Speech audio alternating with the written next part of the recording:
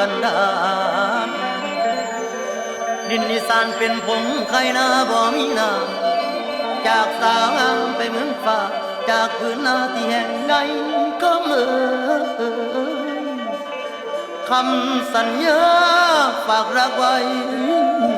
เงินใดสีแตงโนยานหลายเด้ยานแต่ตามไปโนหนูมีแฟนใหม่ซะเลยเติมผ่านเด้อนางสิไว้คืนนา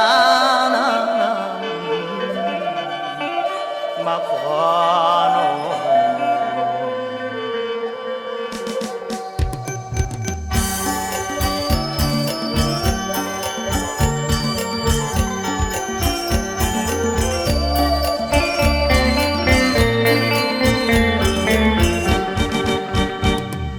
เราเป็นคนจนต้องจากคนที่รักบูชาได้จากแฟนดินแดนบ้านป่าจากทุ่งนามาหางานทำเมื่อได้อยู่เมืองหลวงคิดถึงพุ่มพวงทุกเช้าและค่ำทำงานตากแดดหน้าดำเหงื่อไกลไหลช้ำต้องทำเพราะจนแฟนจ๋าน้ำตาพี่ร่วงเพราะความเป็นห่วงเมื่อจากหน้ามน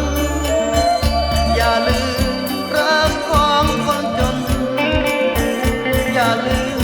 รักของคนจนที่สู้อดทนเพื่อหาเงินแต่งงานจงคอยที่อยู่บ้านนา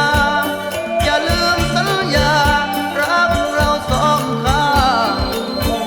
เงินทองข้าวของทุกอย่างเงินทองข้าวของทุกอย่างเมื่อพร้อมแต่งนางจะกลับมาเร็วไว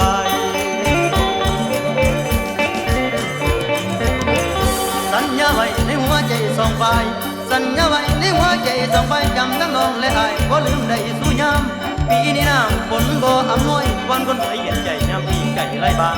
ดินอีสานแลงเมื่อแห้งสู่ต่อดินอีสานแลงเมื่อแห้งสู่ต่อคนที่แก่งคนหมอก็ต่อต้นเหี่ยวตายจังได้ย้ายหาเงินแต่งแปลงคอ